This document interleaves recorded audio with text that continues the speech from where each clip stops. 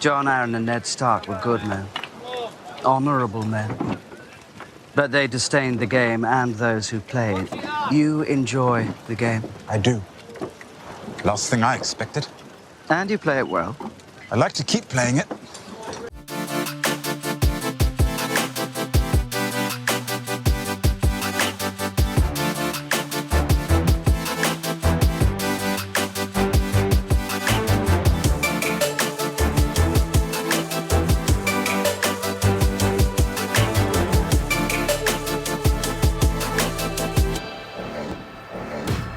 All right, welcome back to the IMNerd podcast, guys. I'm your host, Freeway, and I'm here with my co-host, Kenny. And today we are going to be talking about Game of Thrones Misplays. I brought this up in a previous podcast episode that I wanted to cover this because I had recently started rewatching Game of Thrones, and I'm only at the end of season 2.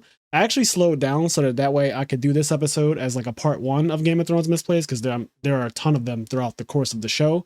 But after watching season 1, not only was I amazed by how good the show is in those earlier seasons, like, god damn it, this show is so outrageously good early on. It is crack. Like, Game of Thrones is so good in the early seasons.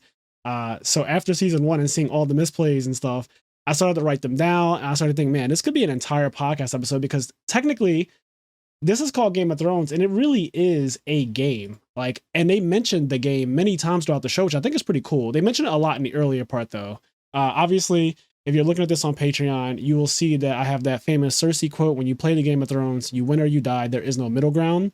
I think that this is probably the biggest misplay in the entire series. Two things. One, I mean, obviously, goes without saying, we've said many times that the show's really good and I like it a lot.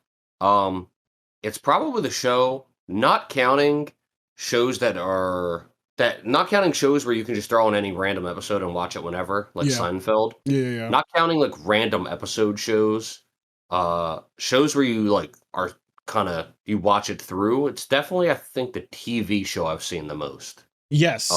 Yes. Because I rewatch it once a year, and I don't do that with any other like TV show. Yeah, and especially not in order, right? Like I watch Martin a lot. I watch maybe Living Single, the Jamie Foxx show, Bernie Mac show, stuff like that.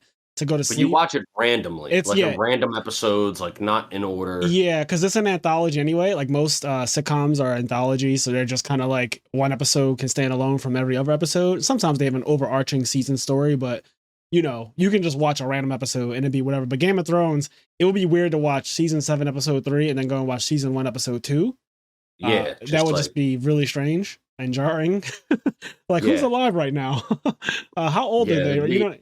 It'd be really weird. Yes. So, on that note, I mean, it's pretty incredible. Rewatch and the early seasons are what makes it so easy to rewatch. Like, every year when a new season would come out, I rewatch it. I know you did the same thing. Exact same thing. And that's season 1, season 2. Like, the reason why that was so easy to do is just how well done those are. The second thing I wanted to say, though, is I'm dying inside looking at this fucking quote. So, as Fraser said, he has a picture up of this quote, right?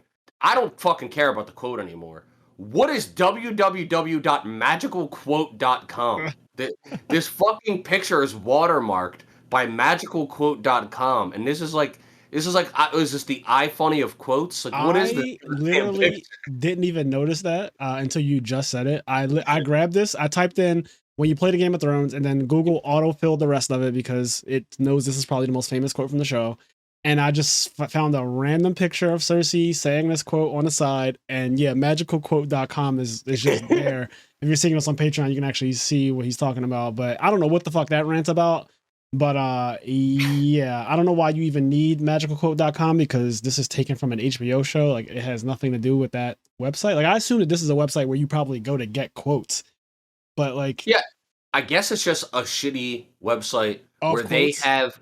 It's just like quotes on stuff, like on these images. You know what I mean? Like, it just makes these images, and for like any for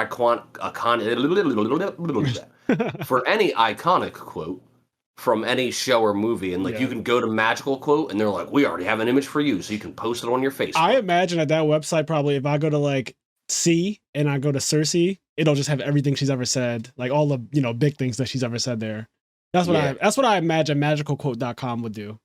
But this is not an ad, by the way. I don't know why we're even doing. Anyway, we're past. It's not. In fact, this is let me clear something up, I guess. This is the opposite of an ad. I think this is idiotic. I don't know why. I mean, I know why this website exists, but like, fuck off. And I also hate, fuck this website. That's all. I guess that's all I gotta say. Yeah. Well, I'm here for that. I'm gonna hate on it.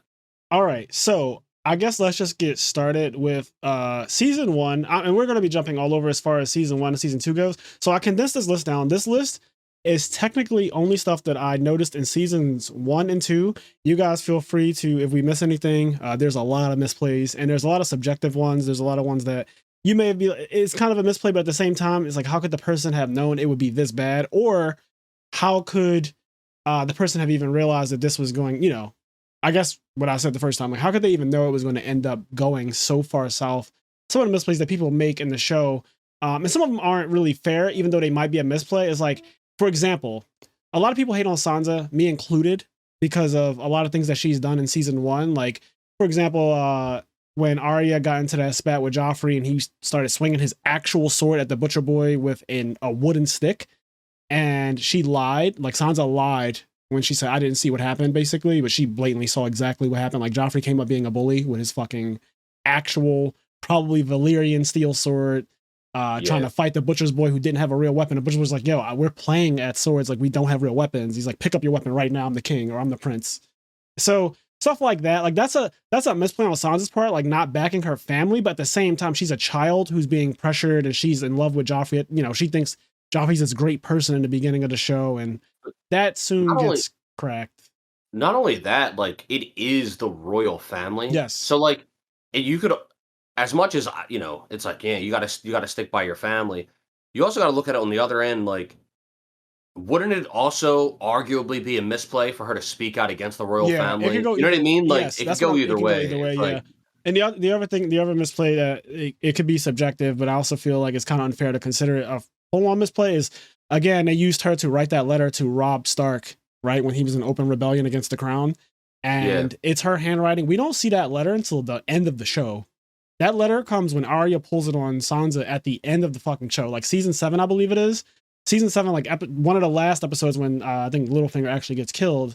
Arya pulls that letter out and she like reads it to Sansa, and it's like, holy shit, that's from season 1 when everybody was standing. It was like Littlefinger, Varys, Cersei, and maybe Maester Pycelle were all in a room with her. And they were like, little dove, like, you're going to write to your brother and tell him like to swear fealty to the crown and all this other stuff. And yeah, she obviously did it. It was her handwriting. But I remember when Robb Stark read it, it was like, this is Sansa's handwriting, but it's the queen's words. Like it is blatantly just, it is literally Cersei speaking, but it is your little sister's handwriting for sure. So I think, you know, it's a misplay in a sense that, like, yes, you're betraying your family, but what the fuck is she supposed to do? She's a little girl. So she's a little girl, like, in enemy territory. Like, there's no one. Like, she's just by herself. Like, her dad is actually imprisoned. I guess she could get herself killed. Yeah. Like, I guess she could say no and just get killed. Yes. So stuff like that, where it's like, yes, it's bad that you did this, but at the same time, like, I'm not going to really hold that against the person too much. But there are certain things that are just so bad, and we can just get right to it. So episode 1, right? The end of the episode is Jaime and Cersei having sex. They're brother and sister. They're having fucking incestuous sex. And Bran happens. Surprisingly, Fraser's not going to say that's the misplay. No. Like, that itself isn't the misplay. What I have written here in my notes is them being sloppy about it. Like, them having sex is one thing. Like, okay, that's obviously, you know, I'm not a fan of incest. I don't care for incest, even though that seems to be such a trending type of porn nowadays. You go on Pornhub and pretty much every fucking subtitle, it just has something about, like, oh, auntie and cousin and brother and sister and stepsister and mom. It's just like such weird shit with that. But this Game of Thrones has actual like, they're twins, actually. They're fucking twins. And they have sex with each other, and they do it all the time. That's actually how the show started. Arguably, though, I never thought about it that way. Them being twins arguably makes it masturbation. Stop. So anyway, the show does start off with them killing the last hand of the king, Jon Arryn, because he figured out the truth about the children.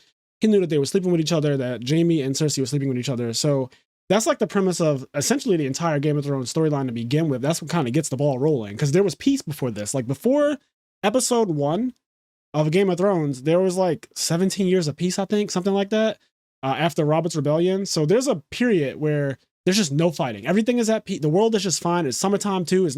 There's no winter's coming nonsense happening. It's just like everything's great. And then obviously John Aaron discovers, he couldn't help himself. He's snooping around. I guess it's a misplay too. Like he discovered that the kids were all actually Lannister children. They were not Baratheon at all.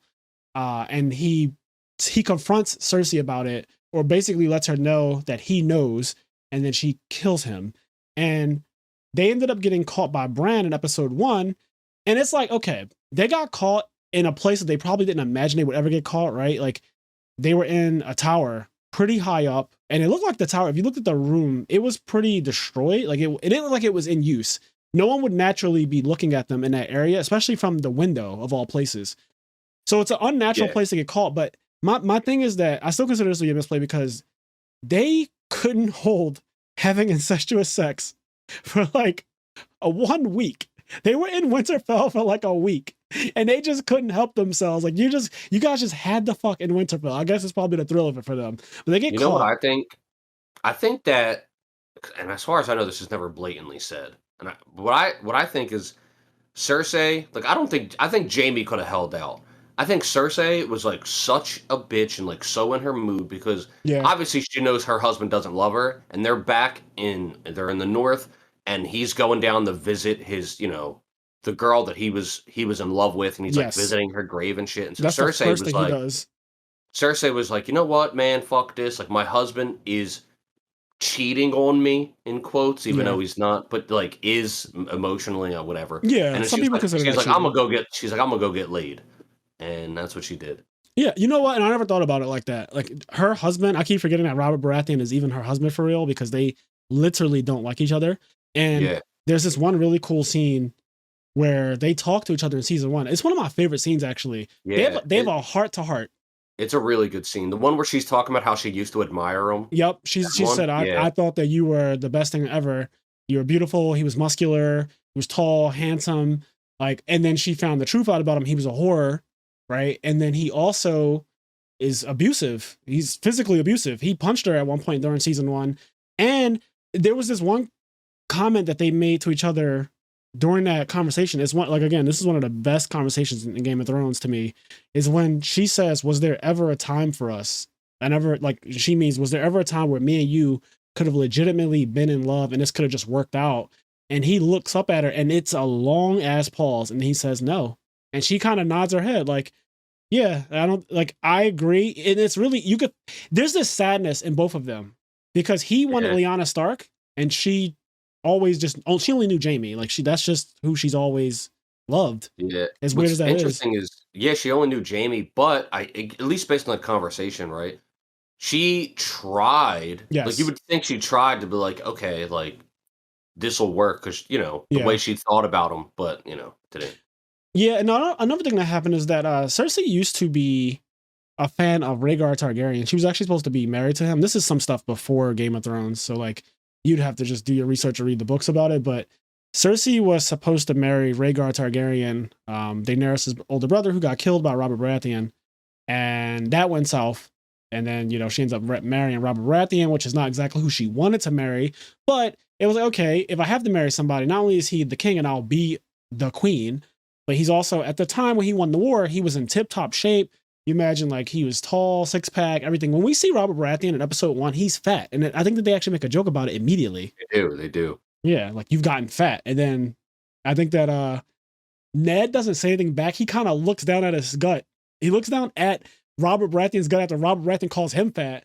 Yeah, and then he kind of like looks back up and they start laughing at it. It's great. You can tell they're best friends. It's so good. It's really good. But then even like a couple episodes later when fucking Rob says get the armor stretcher. Yeah. So good. They can't get his old armor to fit. He's like, well, get the armor stretcher. Yes. What the fuck is that? Okay, so next misplay right after that. So they pushed a little boy out the window. They pushed Bran out the window. And they, the point was to kill him, obviously, but he doesn't die. And apparently, this is, honestly, if I'm being completely honest, I've watched a lot of YouTube to understand some of the things in Game of Thrones that are not so blatantly clear, I feel like, because the show just can't fit every little detail in. Some of it has to be implied, and you just have to pick up on it, no matter how small they hint at it.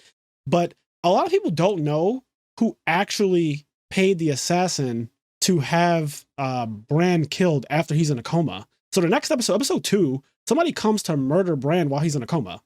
Like Catelyn Stark, so they start a fire somewhere in Winterfell so that everyone would run to the fire. And then Catelyn Stark decides to not leave the bedside of Bran. She's like, I'm not going anywhere. I don't give a fuck what's burning down. I'm staying by his side the whole night. The assassin comes in with this Valyrian steel dagger, a very specific Valyrian steel dagger, a famous dagger at that. And you actually even see that dagger in House of the Dragon's trailer. Like that Valyrian steel dagger existed 200 years ago. It's actually kind of cool that that's just a thing. Like you see it in the trailer of House of the Dragon. So that dagger may cause mischief in that show too. But the assassin has a Valyrian steel dagger, and the assassin is just like some lowly, like some scum guy. Like he's not some high-born assassin. He's just a random guy with a Valyrian. So he's not like a legit assassin. He's just like some random guy who can kill a child in his sleep. Because it doesn't take much, right? So Joffrey is apparently the person who actually hired the assassin to do this and gave him a Valyrian steel dagger to do it, which is so fucking stupid. But Joffrey's known to be dumb. Like Joffrey is riddled with misplays, of course, too. And that is a huge misplay. But apparently the reason why Joffrey did it is because one night he overheard Cersei and Robert Baratheon talking about how death would be a better situation for Bran.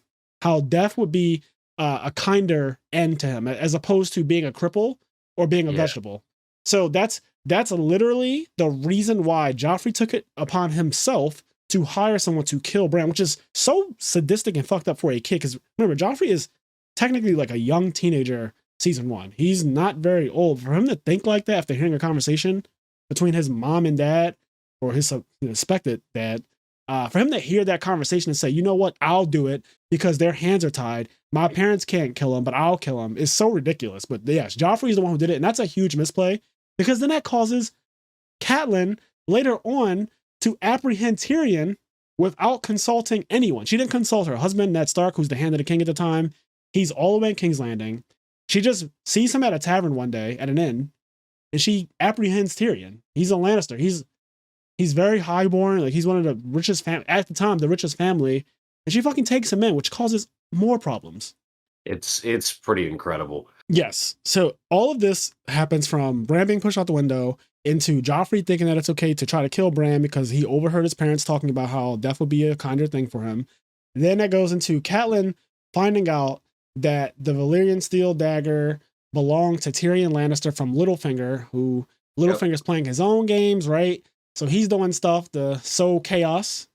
What has always been so funny to me is like Joffrey. So first of all, obviously he's sick. We know that he's sick from all of the things he's done, right? The fact that he is the one that set up an assassination on this boy for pretty like silly reasons. Like It's not like, for a long time you're kind of thought to believe that the killing of Bran was like a chess move. Like there's a reason why, but like it's not really. It's just like Joffrey kind of being an idiot. Yes. But then like the most idiotic thing is, or hubris.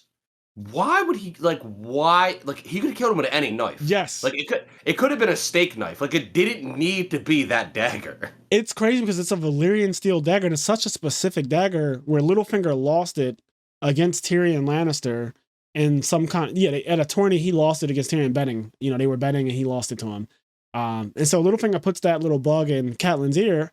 So the next time she sees Tyrion, when he's leaving the wall, I think it is, she just apprehends him. And it's so annoying to me because Catelyn, she does some of the most ridiculous shit. She honestly is responsible for a lot of the death of her family. If we're being completely honest, I put a lot of it on, Ned and Catelyn, but Catelyn really fucking blew it for the Starks. Like, not only fucking up with Tyrion, but then I'm just going to jump forward to season 2. She lets Jaime go. Yep. He's a prisoner of Robb Stark, and Robb is in open rebellion against the crown. And yes, Sansa is stuck in King's Landing, right? She wants to see her daughter. She hasn't seen her daughters in probably over a year at this point. I would say at least a year has passed. And Robb is out here. He's won every battle against Tywin. In fact, as I watched it this time, I noticed how annoyed Tywin was every scene that you see him in season 2. He's pissed.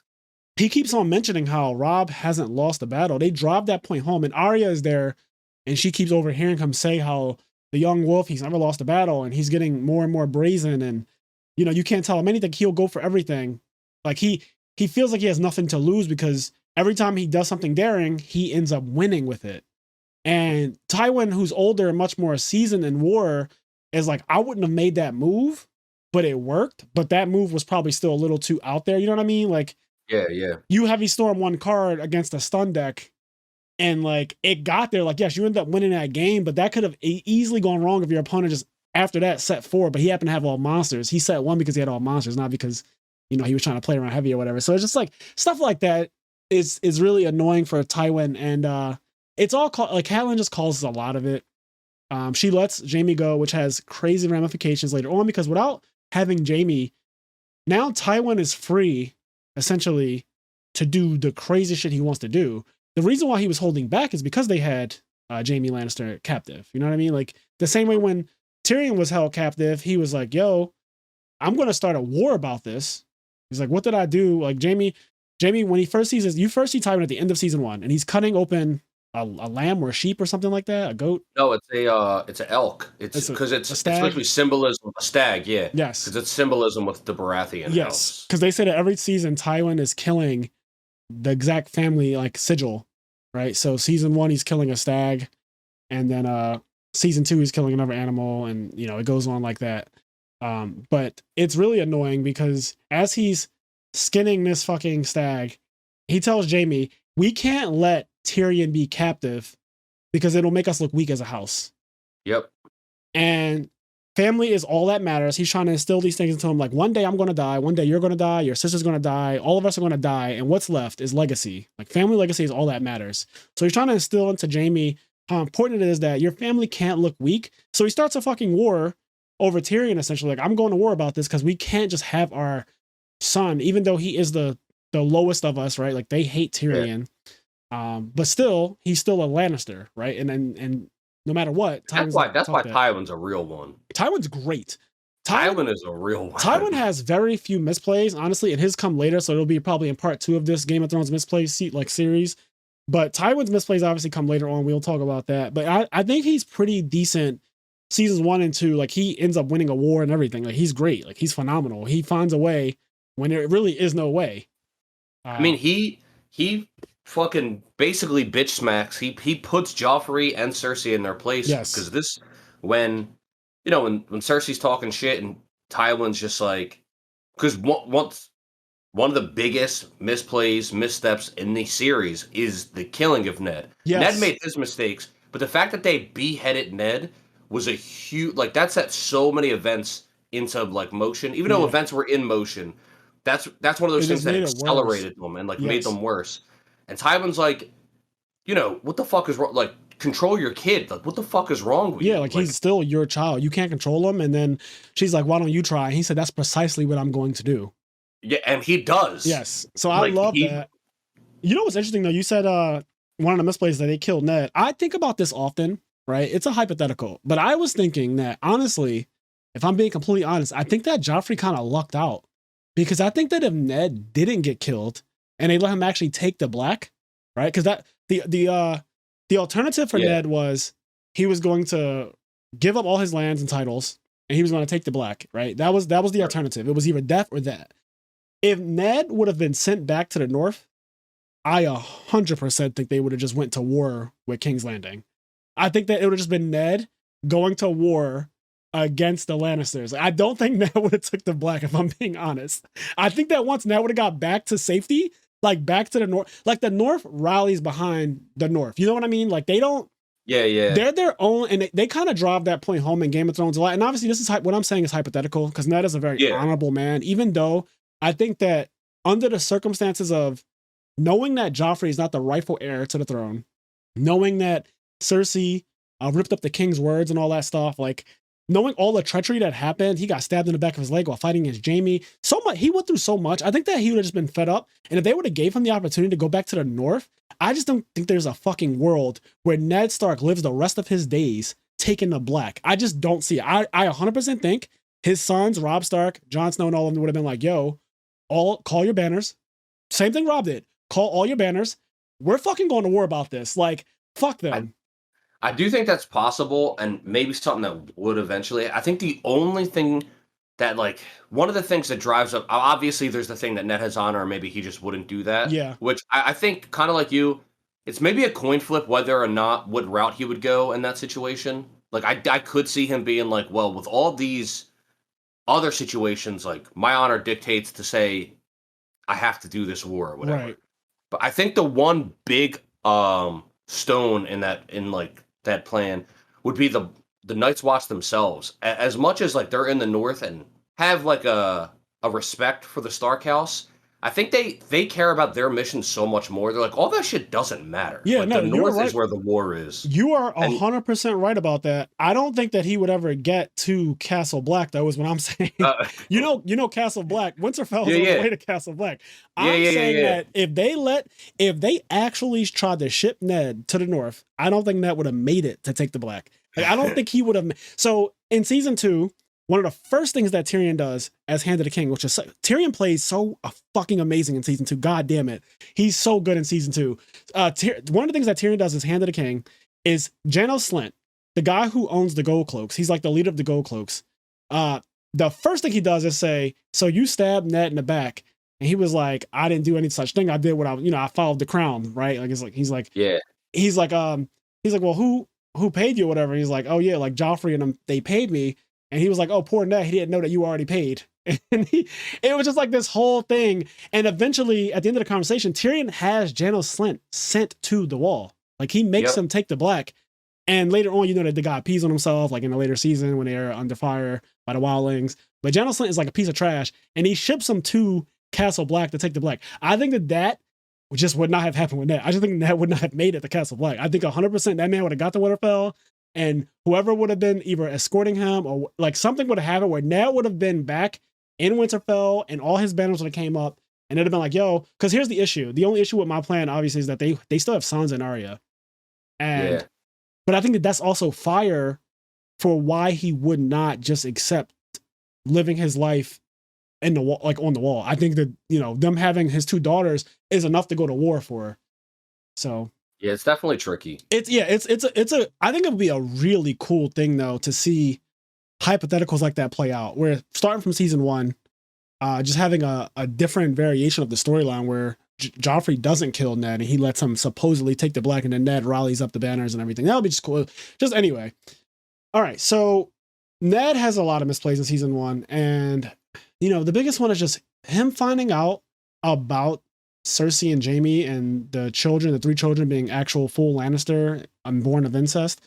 So he finds this out the same way Jon Arryn did by this book that has all of the features of the noble houses. It literally tells you this Baratheon black of hair, this Baratheon black of hair, this Baratheon black of hair. Then it's like Joffrey Baratheon blonde of hair.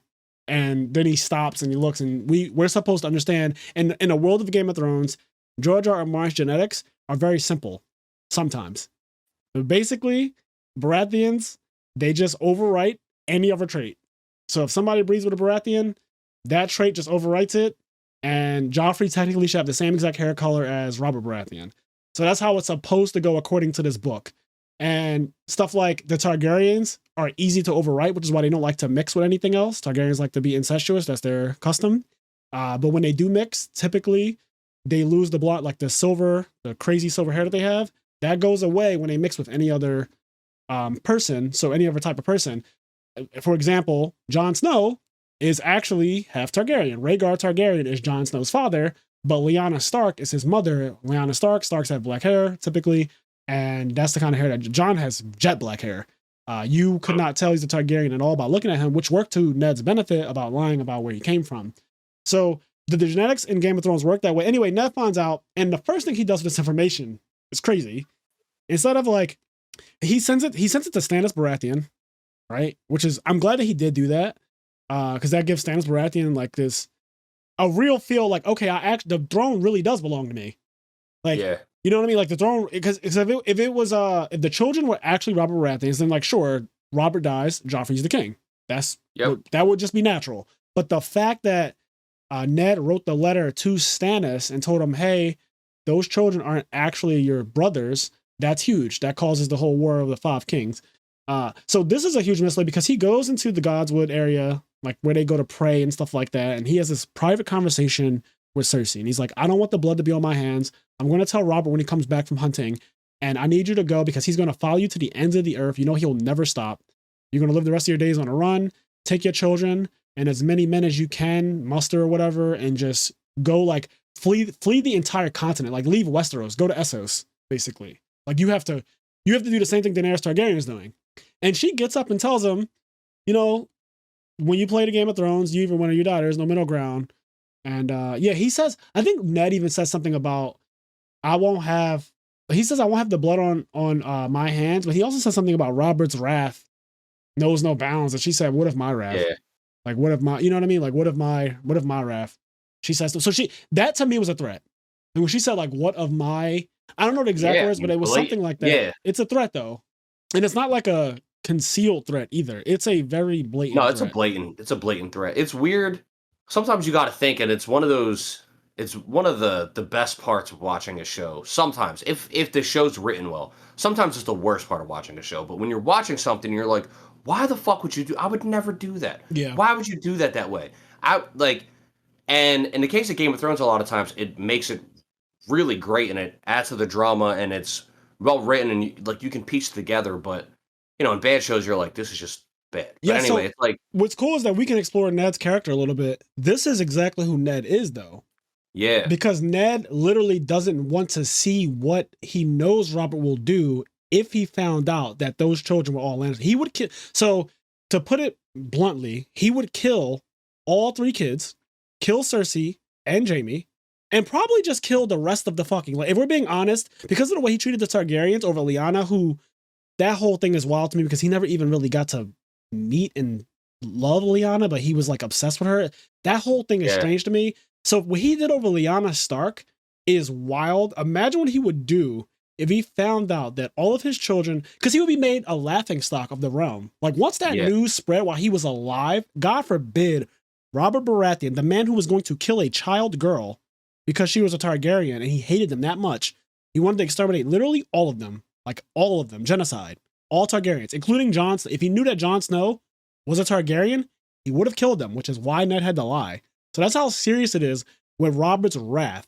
So I say all that to say, if he would have found out, he would have murdered them and hung their bodies and did some crazy shit that Ned was like, I'm not dealing with that. I'm not watching that. He would have brought his hammer back out. Yes. And he would have just like pumpkin smashed their fucking heads. Like it would have been real bad. And he would have loved doing it to Cersei. Like he would have probably made her watch. It would have been awful. It would have been some really fucked up, terrible shit. And Ned thought about it like, okay, I know my friend. I know what he's capable of, right? Because they tried to talk him out of the Targaryen thing, and he literally got angry about it, and he left the council. Like there's scenes in season 1 where they're like, she's a fucking girl, like a little girl, like chill out. And he's like, absolutely not. I will hear no more of it. Like, he tells Varys like, send the assassin in, period. And that's it. Like there's no more hearing my counsel's advice. I'm done with that. Like I want the little girl killed. So yeah, he's wild. But telling her that you know about the incest and that you're not gonna have the blood on your hands, and she makes that really, to me, and like even to you, like to everyone, this really blatant threat was such a big misplay. But he has an opportunity to correct it even after that. So okay, she knows that he knows. Littlefinger comes to Ned and says, listen, we can take the throne, right? It all comes down to whoever has the gold cloaks. At the end of the day, whoever has the army wins. It's not about the king's words. It's not about like, oh, you have this handwritten seal with the king's seal and all that. It's all about whoever has the gold cloaks wins. Period. Littlefinger lets him know straight up. And Ned is all like reluctant to take anything from Littlefinger. He's just like, I don't know, I guess a little too honorable, but Littlefinger comes to him straight up and says, yo, we can do this. And he's like, I'm not going to dishonor Robert Baratheon's last hours like that. You know what I mean? Like, I'm not going to do that. Strongly dislikes Littlefinger. And like, they have history. It's one of those other interesting things with Game of Thrones in that the show starts with all of the characters already having so much history. Mm-hmm. And some of it doesn't get explored till later. And then even some of it, like, it doesn't even feel like it's fully explored, but there's enough there for you to like ponder on it. But we know that Littlefinger wanted Catelyn. Yes. And that he was in love with her since he was a boy and all this other shit. And like, he couldn't fuck with Ned, and so Ned's known Littlefinger since they were boys or since they were young. And Littlefinger is younger too. In the show, it's not as obvious because they aged everybody up for the show, but in the books, Littlefinger is a good bit younger than Catelyn and Ned. He's just younger than them. Mm-hmm. So it was like a little boy with this puppy love kind of situation who was in love with Catelyn. Is like, I get that you have a crush on me, but I don't like. I'll never see it for you. Yeah. Go ahead. So I was just saying, like, he, in addition to, like, not necessarily agreeing with what Littlefinger does and his way of life and, like, his methods, he also just has history with them, and, like, they already kind of have bad blood anyway. They did. I mean, as soon as he got to King's Landing, there was a part where he said, your wife came to visit you, and he takes him to a brothel. Yeah. And Catelyn is actually there, but when he first says it, Ned he chokes Littlefinger really bad. He's like, you're full of jokes, Littlefinger. And, it's like, no, she's actually here. And then she peeks her head out the window. She's like, Ned. And she waves. It was the best place for her to hide where no one would expect her to be because it's a fucking whorehouse. And why would a highborn, why would a highborn queen of the North be there? So it was perfect to put her there. But Littlefinger knew what he was doing when he said it like that. Yeah. Like, he knew exactly what he was doing. He had like this smirk on his face. And he was like, she's right in here. And it was whores. Like, it's so nicely done. Like you said, we're kind of thrown into the middle of a story here. Like when you watch Game of Thrones, we're just thrown in the middle of a story with characters who have all of this history with each other. And it's really unlike anything else. Most stories, we're at the beginning of it, right? Like you read any story for the most part, and you start off at the beginning of the story where there's not much history to be developed there. But Game of Thrones literally does put you in the middle of something between characters who have a lot of backstory. And even if there is history in some of those stories, they will always like kind of make a lot of that history known, like as the characters introduced. You know what I mean? Like, it's very rare that you just have a lot of character interactions with them treating each other in certain ways before you fully even understand it, and it gets fleshed out later. A great example of that is season 4, I believe it is, where the Red Viper comes, Oberyn. Just to skip ahead a bit, and we'll get to this later on too, because he has a crazy misplay obviously as well. But Oberyn, when he comes, he's naturally talking about how he's here to avenge his sister. Mm-hmm. And so there's history right there. Like the second you're introduced to the character, he's already stabbing Lannister men in the hand and shit like that in the brothel, right? Like he stabs a guy in the hand and sends him away. Tywin comes to visit him, and he's like sleeping with a man and a woman. He's wild, but he has already a deep-seated hatred and revenge against the Lannisters because of what happened in Robert's Rebellion, where his sister, the mountain like split her in half and killed the children and all that stuff, his nieces and nephews. So he has history, and the second he's introduced, you know exactly what the history is. When he meets Tyrion on a road, like Tyrion does the walking party for him, and they just walk past him because they don't care for Tyrion, like he's still considered that imp character, whatever. But you know exactly what he's on immediately. And that's one of the great things about the show. The books take a lot of time to develop the characters because they have that liberty, but the show doesn't. So they do it in every conversation. They give you some of the character and their backstory and stuff like that. So yeah, like you said, Catelyn and Littlefinger have that history, and they give that to you piece by piece. They piece it to you, but you understand, oh, okay, that was his crush. He failed at getting her, and Ned got her. So he naturally doesn't like Ned, like just naturally, right? But he doesn't want to be blatant in his betrayal of Ned in a way that Catelyn would know. So he does it in little sneaky ways. But yeah, Ned's ultimate misplay after telling Cersei was that he just did not take Littlefinger's offer. He's like, I will not spend Robert's last hours, seizing the throne, essentially is what he's. Yeah. So he rejects. And then he ends up taking the offer later on. And at that point, Littlefinger had already realized, I can't deal with this guy, right? So I think Littlefinger, when he first came to Ned, he genuinely wanted to do like whatever Ned was down to do. He wanted Ned to take the throne blatantly. I mean, he says it. He blatantly says, you can just have the power. You'll be Lord Protector of the realm and everything. And Ned is just like, no. And in some twisted way, he was probably doing that to make Catelyn happy. Like, if I put Ned on the throne, like they'll move to the south. Catelyn will be here. I'll be near her, and then like he definitely was going to cause some more issues. But once he realized that Ned was just like so fucking hard-headed, and he even says that the Starks are they're hard-headed. He says it in a way that they say it in Game of Thrones, hard of head, I think, or something like that. But he says it in some weird way. Stark, hard of head. Yeah, he does. He says they're quick to anger and hard of head or something like that.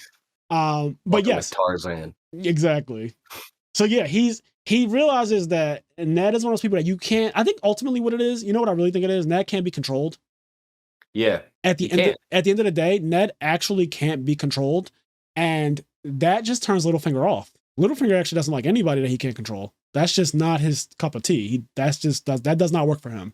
If he can't talk you into some shit or talk a situation, he doesn't like you. And so he realized that, and he ends up telling Ned, like, yeah, I got the gold cloaks on your side. But then when, Ned confronts Cersei and Joffrey on the actual throne with the King's Seal letter that Barristan Selmy reads out, and then she says, let me see it.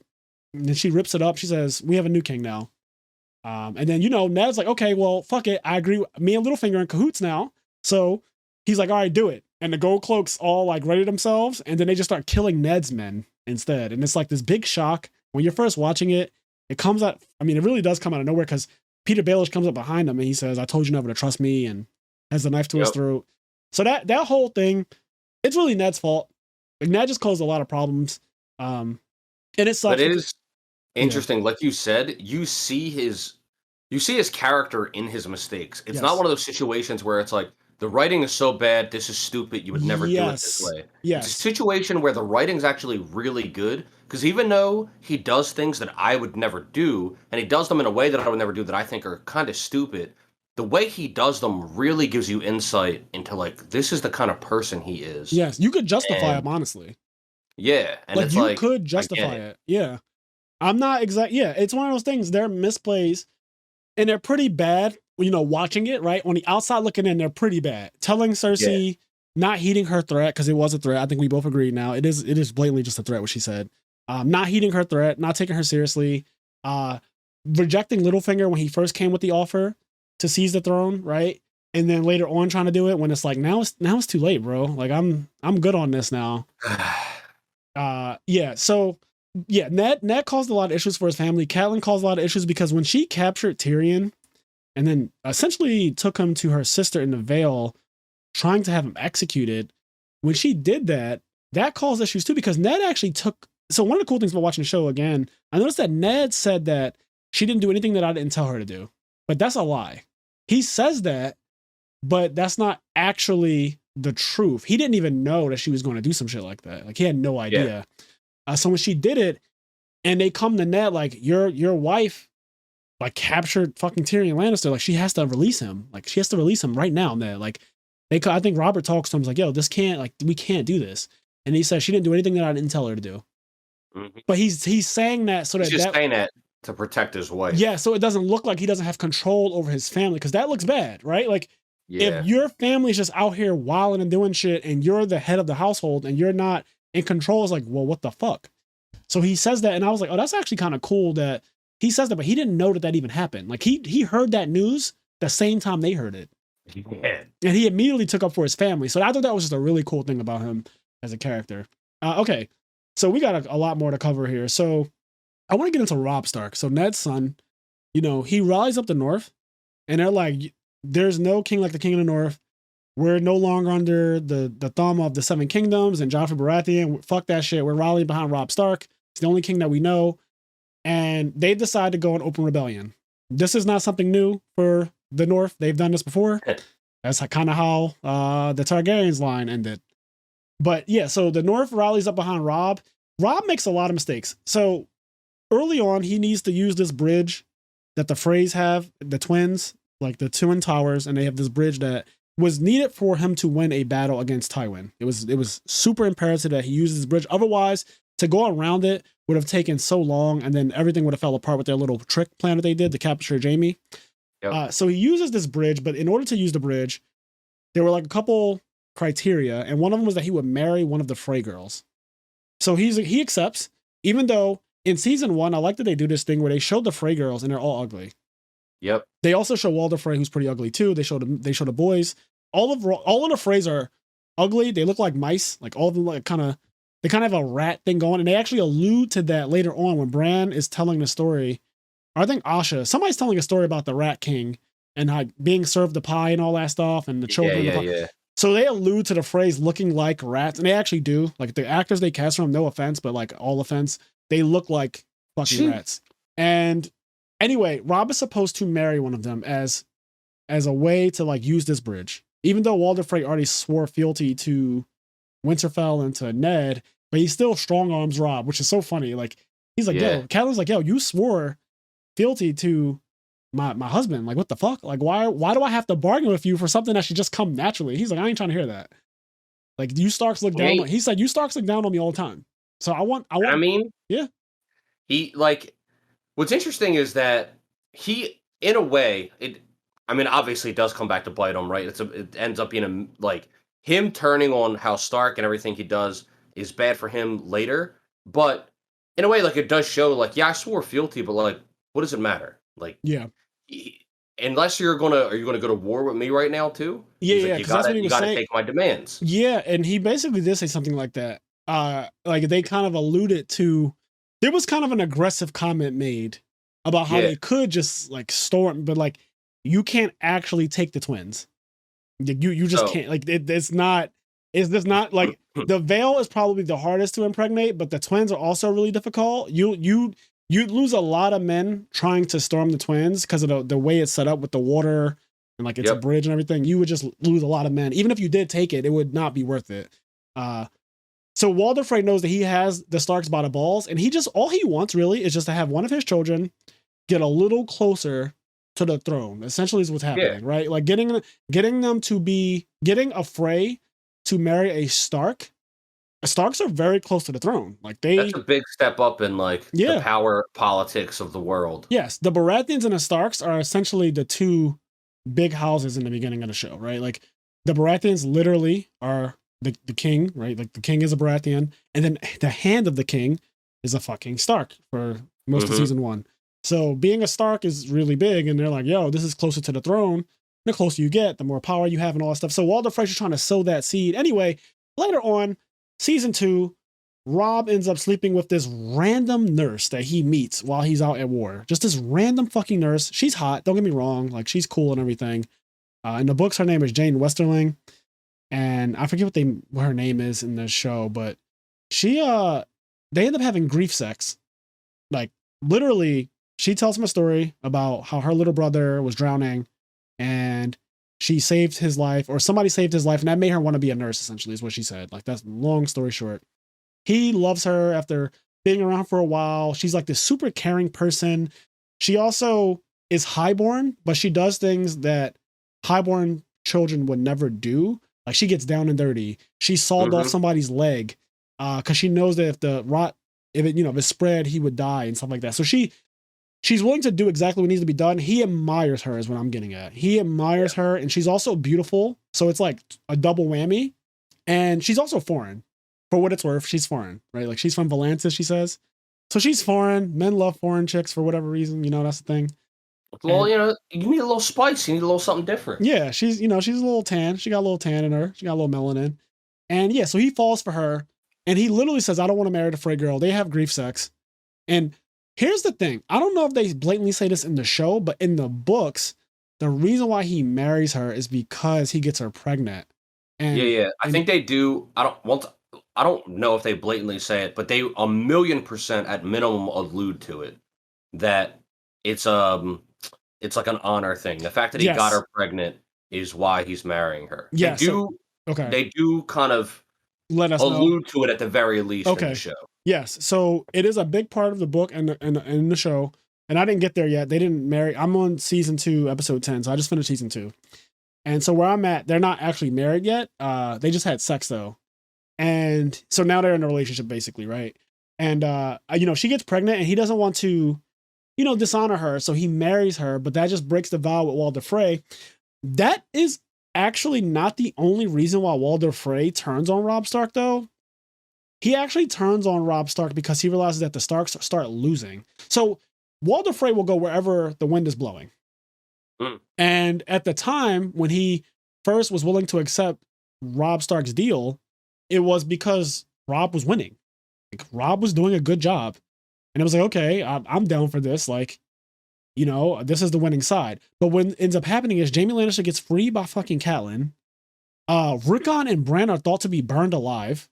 Arya's lost and Sansa's a captive. Ned's beheaded. So, to Walder Frey, if you look at it from his perspective, not only did you break a vow, which gives me like, even if I needed a reason, thank you. Yeah. But like, you guys are also losing now. Like by the end of season 2, the Starks are fully losing. They've been winning the war all of season 1 basically, and all of season 2 up until the very end of season 2. At the very end of season 2, Tywin gets the Tyrell army on his side, which is the only reason why they actually survived Stannis' onslaught. And that kind of like, that does a lot for the Lannisters. That sets them up with the second richest house. So if you don't know, the crown is actually in debt. Robert Baratheon put the crown in debt by like 6 million dragons or some shit like that. And the Tyrells have a lot of money. So money was important, but also the Tyrells, as we learned from Renly Baratheon, who was going to marry Marjorie Tyrell, they have a lot of men, a lot of fighters. Even though they're not the best fighters, which we find out like season 7, they're not known for being great fighters, but it doesn't matter. They have a lot of numbers. And Tywin at the time needed the numbers. He actually talks a lot about season 2, how they don't have men to spare, as the Mountain. I forgot they changed his actor too. In season 2, the Mountain is some random guy who I don't even recognize. They did change his actor. Yeah, the first Mountain was awful, by the way. Like, he's just not a good actor. And he's killing people when Tywin arrives at Harrenhal. And he's like, do we really have enough men to spare that we can just start killing them like that? Because he's like, you know, they're captives. But at the end of the day, Tywin was like, yo, put a fucking axe in their hands and armor them up. We need everybody we can get. So that's kind of like a way that they allude to the fact that the Lannisters don't have enough men to continue this war and everything. Anyway, the Tyrells are a big part of the reason why Tywin ends up winning the war. And this is all because of our misplays. So Renly, I have it written down here, Renly Baratheon goes for the Iron Throne, which I think is a huge misplay as well, because he is like so starry-eyed, rosy-eyed. Like, he's like, we need good people to be on the throne. Yes. It's like, dog, he really goes out there and like, I don't know what he was thinking, because these good people, they're not like the swashbucklers that are going to win. Like, they... Yes. Like, he's just not ready for war. He's not. The other thing about Renly Baratheon that really sucks is that, okay, so if the children are all illegitimate, then Stannis Baratheon is truly the heir to the throne, period. Yeah. That is just truly how that works. Robert has no true heirs, like, as far as they know. So Robert has no real heir to the throne, as far as anyone knows. No one even knows about Gendry or anything like that, right? And Joffrey killed all the bastard children in season 2. There's a whole episode montage where he just goes in brothels and starts killing all the bastards, and they don't get Gendry because Gendry escapes.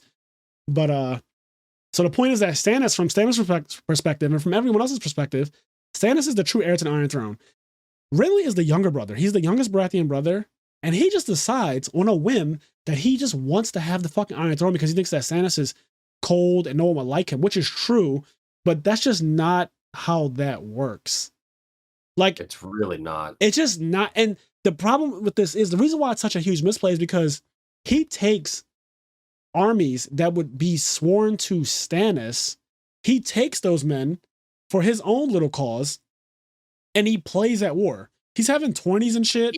Really is playing at war, and it's frustrating because, like, in this, it's like, why did you ever think you were going to win? Yeah, like, not only are you're splitting the Baratheon army. Yes, like you're splitting the Baratheon army. You guys would be united. You're now splitting this army, thinking you're going to be. And it would be a curb stomp if they united.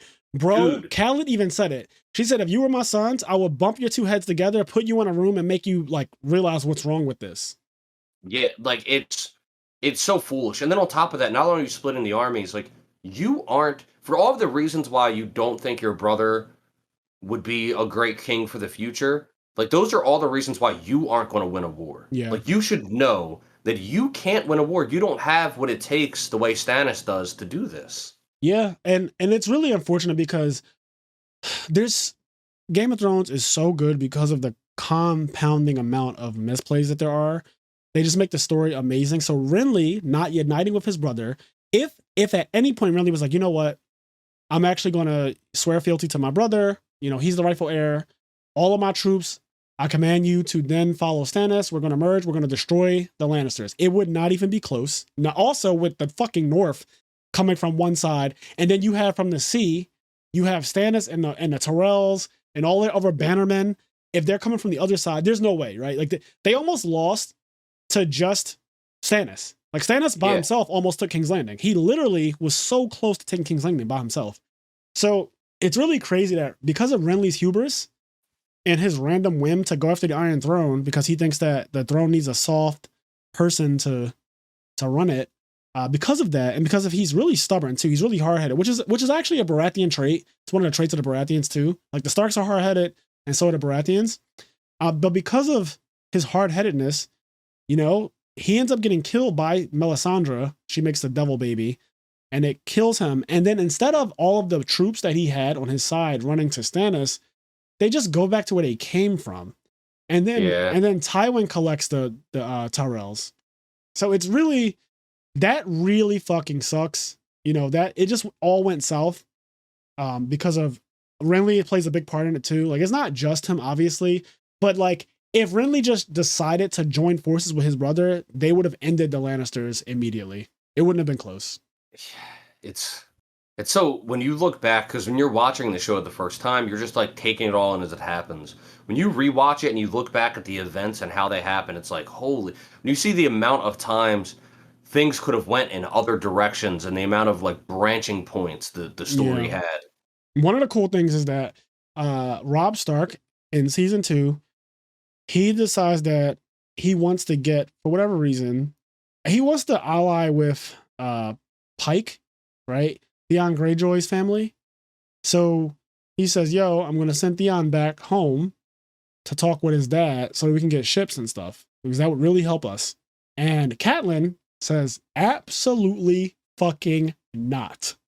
I was there when the Greyjoys first did a rebellion.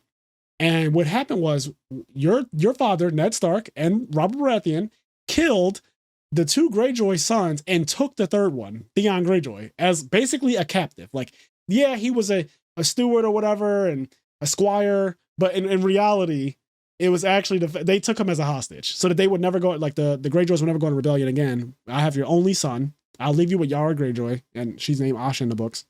And so when Robb says, I'm going to send Theon back, because this is not as apparent. I feel like the relationship isn't developed that much in the show. From my perspective, it's not developed that much. But Theon and Robb Stark are best friends. They're actually best friends. They do blatantly say it once, but I don't think you feel it as much when you watch it. But they do say it. So when Theon turns on Robb and everything, he says, "My best friend," right? Like, stab me in the back. And so Catelyn is not for it. She said, "This is a bad idea. This is a really bad idea." And anyway, he does it anyway because he's hard-headed and Starks are just that way. So he sends Theon back home, and Theon obviously is just so easily manipulated by his father. His father just berates him the entire time he gets there. He's like, oh, they put you in skirts. You know, you're their bitch now.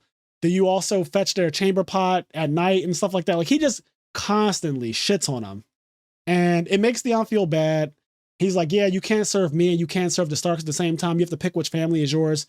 Eventually, Theon says, you know, I'm gonna choose my original family, the Greyjoys. And he turns on Robb Stark and the Starks, who've been nothing but good to him, right? Unlike the Starks, Theon is not hard-headed, and he doesn't have like a stout standing ground. Like, he's so easily swayed, manipulated, and he just he just falls in line. Like, he's kind of, what's interesting when you think about it, because he was like a steward, a hostage, whatever, but he's more of like a princely, like, he has more of a highborn mindset than the Starks do. He does. Like, he acts like he's a highborn and he's like really important and like women are entitled. You know what I mean? Like, he acts like he's bigger than he is. Snobby. He's very snobby. Yeah, he's very snobby, and like he has this whole, like, when he tries to fuck his sister before he realizes it's his sister, his whole demeanor is the fact that like this is owed to him in some way. Yes. And then like he's so easily beaten and broken down, and he's just, yeah, you're right. He's the exact opposite of a Stark. Starks are impossible to change their mind, whereas Theon, you can change his mind by just attacking him mentally. Yeah. And yeah, one of the misplays I have listed here is that he does try to fuck his sister, which is wild. I don't care that he didn't know that it wasn't. I don't care that he did not know that it was his sister. The fact that one, I don't care how old my sister gets. I don't care if I didn't see my sister since she was 5. I would know what my sister looks like. I don't give a fuck. I would just know what my sister looks like at 28 as opposed to 8. I just don't agree with not knowing what your sister looks like. That's just wild to me. And it just kind of speaks to how much of a whore he is, because they show him fucking a lot and like going after prostitutes and stuff like that. We know that he visits whorehouses the same as Tyrion does. He's not really like a ladies guy. He's a misogynist, actually. He's more of that. Yeah. Like he's a disgusting pig, that type of guy. He's a womanizer. And he tries to fuck every woman that he runs across, really. Like he doesn't. Theon doesn't have any picks. He just doesn't. Nah. Including his own sister, who he didn't recognize was his sister. So he's feeling her vagina and shit while they're riding horseback to up the pike, and making all these sexual advances towards her, which is so funny when you watch it again. You know, because it's just cringe. It's so fucking cringe, and she lets him do it because she's also she's gay, which you find out way later. If you didn't get it from just, I guess, the way she is, but they don't make it apparent until one of the later seasons when she has like a girlfriend. But she's gay, so she's not attracted to men at all. And when he's literally groping her, she doesn't stop him because she wants to humiliate him, which I think I think that's a bit much, personally. Like, you know, it's George R. R. Martin's world. He has as much as I love the guy, he has a very sick mind. Like, a lot of this shit is just sick. The incest, and then the incest again. Like, the thing is, though, it makes sense, though. Like, because, like, I mean, I guess Yara wouldn't necessarily know this, but it plays into who Theon is for the entirety of the series, and that it does. He is so easy to humiliate. Yes. Like, he fucking walks himself into humiliation. Constantly. It's a theme of his. It's a constant theme of his. So, you know, they drive it home that he loves sex, which he ends up losing his penis later on and stuff like that in later seasons. But he makes a lot of misplays too. His first misplay, obviously, turning on the Starks. That was just a huge misplay. The Starks have been nothing but nice to him. And it's funny, when he first comes to Winterfell, he storms inside of Bran's room. Bran is sleeping. Bran wakes up, and Bran wakes up like how me and you wake up, where we're literally kind of groggy and like, what's going on? Like, can you turn the light out? Like, what? Like, all right, give me a minute. Let me get myself together. Bran wakes up like that, and Theon's like, hey, Winterfell is mine. I stormed the castle with my men, and I took it. The castle is mine. And Bran's like, what? Why'd you take Winterfell? And he's like, did you hear me? Winterfell's mine. You need to get dressed and come downstairs and tell everybody to swear fealty to me now. He's like, well, I'm not going to do it. And he's like, yes, you are, because I took the castle and you're going to obey me. Otherwise, I'm going to start killing people. And he's like, Theon, I'm never going to do it. And then Theon says, you want to meet me downstairs or else. And he turns around and walks away. And as he walks away, Bran says to him, did you always hate us? And he doesn't say anything. He walks out. I thought that scene was so good. I actually felt that. Like, I fucking felt that part. When Bran stopped him as he's walking out, he said, Theon, did you always hate us? And Theon could not give him a straight answer. He couldn't even say it because he actually doesn't. Yeah, he doesn't. He's just a fucking bitch. He's a puppet, and I hate it. Like, Theon is one of the best and worst characters. He's great for the show. It's kind of how I feel about Cersei, right? Like, yeah. They're so good for the show, but I hate Theon as a character. Like, they help make events happen, right? But like, I hate him so much because he's so, and that's also why, because I don't think he was redeemed. Just the me too. Jump all the way forward. I'm when you go to season 8, people are like, Theon's redeemed, and like I remember when he dies at the end of Game of Thrones, and people say like how he went out, he's redeemed. No, he's not. Like, he's just not, like, he's still fucking corny. Like, I'm sorry. I agree with you. I felt the same way. I actually wrote it on Facebook when it happened. I said, well, Theon's story arc just ended, and I honestly don't feel shit. I watched Theon die. I didn't feel a single thing when the Night King killed him. I also didn't feel anything about his little redemption arc, like trying to help Jon Snow out when he got to Dragonstone, right? And Jon Snow's like, the only reason I'm not killing you is because of my sister. I don't feel shit for Theon Greyjoy. After he did what he did, because it goes so far. I have a lot of misplays here. So Theon, okay, he takes Winterfell. He takes Winterfell with like 20 men, so he can't actually hold Winterfell because he doesn't have enough men to hold Winterfell. So he was only able to take it because like they're all out right now. Yes, literally, Robb is in open rebellion out on the fucking road, really far away, and so this is his only opportunity to do it. So it's a coward's act because he knows that Bran is the only one there. He's aware. And he also knows that Bran is crippled. Yes, and Yara makes jokes about it too. She's like, "Who gave you the bigger fight, the 8-year-old or the cripple?" Like she blatantly says like it's because he's like, "I took Winterfell, the greatest castle in the north," and she's like, "Yeah, well, who gave you the biggest fight? Was the 8-year-old or was it the cripple?" Like, don't act like you did some great thing, right? Yeah. Like they literally bricked. They drew their opening hands, they fucking bricked, and you beat them, and you're like, "Yeah, I just beat fucking Jeff Jones." Like, get the fuck out of here. Like, no. Like, you still suck. Oh, he's so bad. So yeah, Theon is he causes a lot of problems. So when I said earlier that the reason why the phrase turned on the Starks is also because Theon took Winterfell and he killed, supposedly he killed Bran and Rickon, the only Starks in Winterfell. So at this point, from the perspective of anyone, actually, not even just Walder Frey, but from anyone's perspective, the Starks are in a terrible spot. Their home is taken from them, and no one knows that the Greyjoys only have like 20 men there. Like, no one knows that if Robb just went back north, he would have just retook Winterfell. Yeah, with like zero fucking effort. Zero effort. He would have just took it. But you know, Roose Bolton does all this trickery and has his son. He's like, oh, he tells Robb like, oh, my son can do it, and that's a whole thing that we'll talk about later on.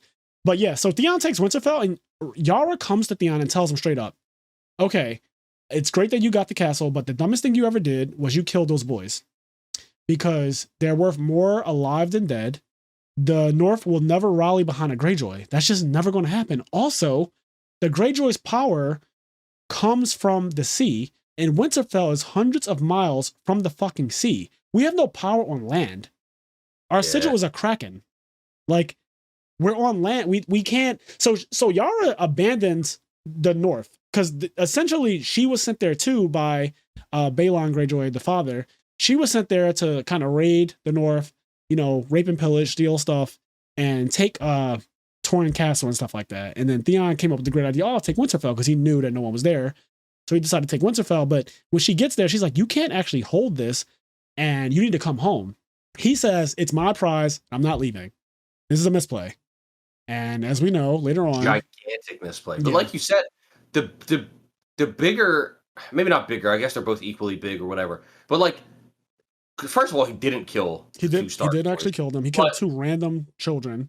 Pretending to kill them, it did put him in a situation where he doesn't have hostages, he doesn't have any bargaining chips. Yep. So now he's just like, he's got nothing to work with. And it goes to show it's the same sort of mistake that, say, Joffrey made. Yes. The only difference is that Joffrey has an army behind him. But when Joffrey killed Ned, like Tywin said, like, you killed our bargaining chips. Yeah. Because they have your brother. Yeah. Like they have, well, as he's talking to Tyrion and Cersei, like they have Jaime, and you killing Ned is so fucking stupid because they have Jaime. So it's just Theon essentially makes the exact same mistake Joffrey makes, and he pays for it in many of the same ways. Some might argue maybe even worse. Definitely, to me, worse. I'd rather just be beheaded. I do not want to suffer the consequences of Theon's misplays. Theon's misplays are numerous. So I've already mentioned he tried to sleep with his sister. He turns on the Starks. He actually gets an opportunity to leave Winterfell after making his huge mistake. He could have just left, and he stays, which ends up getting him attacked by the Boltons, and he can't hold it. So they just, by the time they come there, most of his men are basically about to be mutineers. They're about to turn on him because he's just such a terrible leader. And he thinks that he gets saved. Like when the Boltons come, when Ramsay Bolton comes there, he thinks that like it's a good thing, and it just turns out to be an awful thing. But it's amazing how dumb he is. Yes, but this is all really part of Robb Stark's misplay. This all started from him sending Theon away. Theon was at his side during the war the entire time, fighting beside him, listening to everything he does. Because like you said, Theon is very easily swayed. So everything that Robb Stark said, Theon did, like a good boy. And the second he sent them away, look at what happened. All of this happened because of him. And like them losing Winterfell made them look weak. So then their allies started to turn on them. Literally, actually, there's also all types of shit that happens with Robb Stark because Catelyn, when she turns Jaime loose, Lord Karstark who Jaime killed his son, is like, yo, she fucking let my vengeance, like she stopped me from getting my vengeance on Jaime. And Catelyn says something so unnecessary to say. She's like, well, your boy's already dead, but my girls are still alive. So basically, fuck you.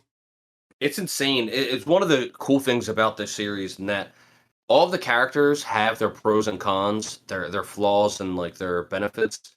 Catelyn, for example, was very much trying to save Robb from making two of the biggest mistakes he could make. Yep. One, sending Theon back to the Greyjoys, and two, going against his word to Walder Frey, yes. Right? Catelyn was there saying, like, this is idiotic, do not do this, and she was, like, very correct in She's 100% right. But then she goes on to, like, further make her son's army look weak and further damage her son's standing in this war when she lets Jaime go. Yes. And it's like, what the fuck are you doing? It actually causes Robb Stark to lose men. Lord Karstark starts to have problems with him because at this point, so he, and I'm using quotation, like, you know, air quotes here, but he arrests his mother for what she's done. In reality, what she did was treasonous. Lord Karstark calls it treason, flat out. It is fucking treason.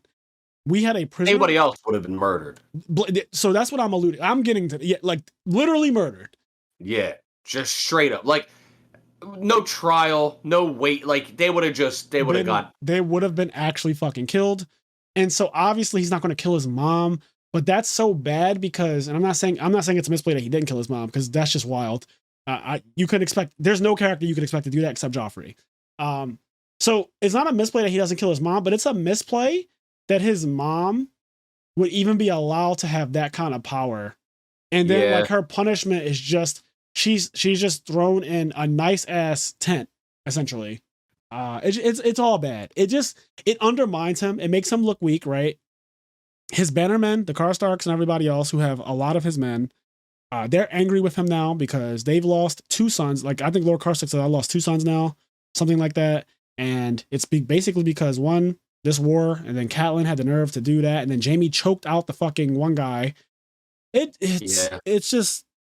so fucking awful. The things that she causes to happen. She throws away all of the Stark's leverage. Like, Jaime was such a key piece of why Tywin was losing, and giving him away, it just, go ahead. I was going to say, you know what's really cool though, and this has been talked about before, but all of these mistakes, misplays, these are what make Game of Thrones so good, because they all happen, and when you think about them, they're all explainable, and they're what makes the world and the characters and everything feel so much more real. When you were talking earlier about the girl that Robb ends up marrying, when you described her, she is like such a perfect character. She's this highborn lady that will go out and she like works in the dirt. You know what I mean? Like, she's this beautiful woman, highborn, has like everything given to her, but there's nothing wrong with her. She's like a Disney princess almost. She literally, I couldn't describe her better. But in Game of Thrones, that gets you killed. Like, being a Disney princess gets you killed. Yes, Sansa. You know what I mean? Sansa had a terrible life. She was Sansa is a literal Disney princess. Like, actually. And look at what happens to her. I'm not even going to say it, but bad things happen to Sansa. Ruined. Whereas, like, in many other series, a character like, I don't remember her name, so I'm sorry, but Robb's wife, that character would be a character that lasts for a long time and does a lot of things because she's such a good character. Because what she is so great, and how she's such a great person from highborn, but she doesn't look down on the lowborns, and she's willing to work with them. And so that's a character to be celebrated in a lot of series. But in Game of Thrones, that you die. It gets you killed while you're pregnant. Yeah. Like 7 months pregnant. So it does suck. Robb's misplays was sending Theon away, breaking his vow, marrying this random girl that he met. Then Theon, essentially, in a weird way, you can actually say that Theon Greyjoy inadvertently causes the Red Wedding. He definitely contributes to it because he makes the Starks look weak, which then causes, Walder Frey to also turn on Robb. So it's like a ton of things that all just accumulate. Another cool thing is that Arya Stark in season 2, she's a captive at Harrenhal under the Mountain and under Tywin Lannister. She ends up being Tywin Lannister's cupbearer. To me personally, this is top 5 best duos in the entire series.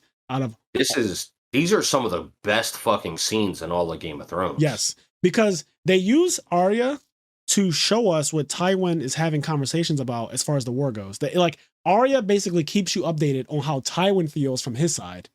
Yeah. You actually, because she's pouring wine and bringing food and stuff while he's having his council meetings. And so she's hearing about the young wolf, her brother, and all this stuff. And he even knows that she's not some lowborn girl. He calls her out a couple times. Yeah. He asks what the sigil is of your house. And she's like, anybody would know what the sigil is of their own house. So if you're going to pretend to be this person, you need to do this. But like he teaches her actually, which is so cool to me. But those conversations between those two, those interactions that they have, literally some of the absolute best interactions of all Game of Thrones, bar none. Like I love Arya and Tywin together. And so anyway, she runs into Jagan Hagar, a boy has no name and all that. And he gives her the ability to kill 3 people. All she has to do is name them and he will literally kill them. And she tests it and she kills 2 people and they die pretty quickly. One of them dies in front of Tywin, a really cool scene. And he literally opens the door to Tywin's chamber. And as soon as he opens the door, he falls dead. And Tywin's like, guard! One of my favorite scenes.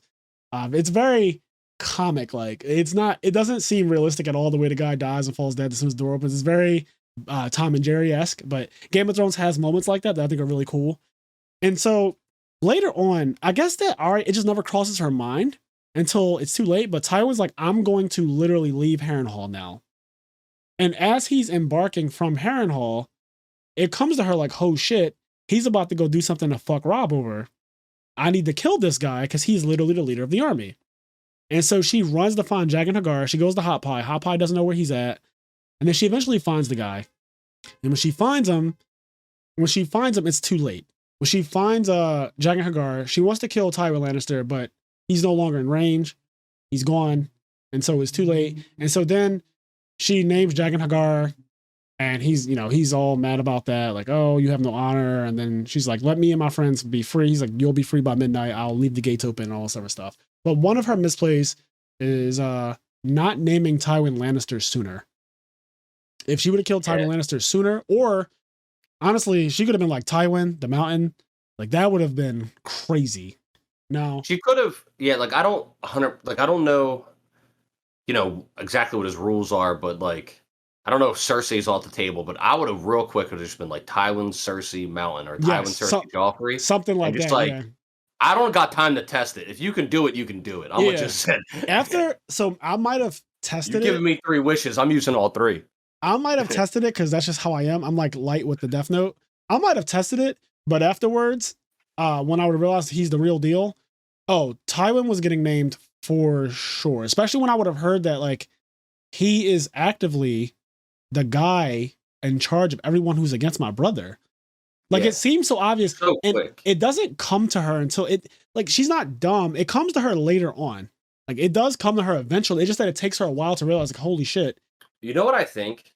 And it's been a while since I saw the scene, so I might be off. Yeah. But how I remember the scenes, I think maybe in a weird way, she just like started like even though she knew Tywin was at war with her brother, I think in a weird way she started to like Tywin. Like she respected him and liked him, and so like it didn't immediately come to her head to kill him because Tywin wasn't somebody she hated because he actually treated her good. If you remember, like he took her out of so when Tywin got her to be his cupbearer, she was covered in shit in a cage that was open at the top, and it was raining, and there was mud and shit everywhere, and like people were being chosen every day to die.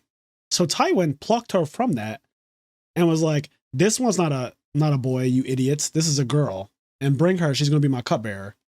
Mm-hmm.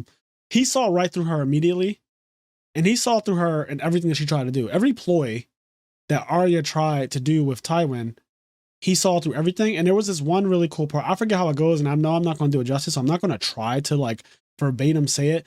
But towards the part where he's about to leave Harrenhal finally, she makes a snide remark to him about Robb, like about how he hasn't lost any battles and something along the lines of, are you going to win this war?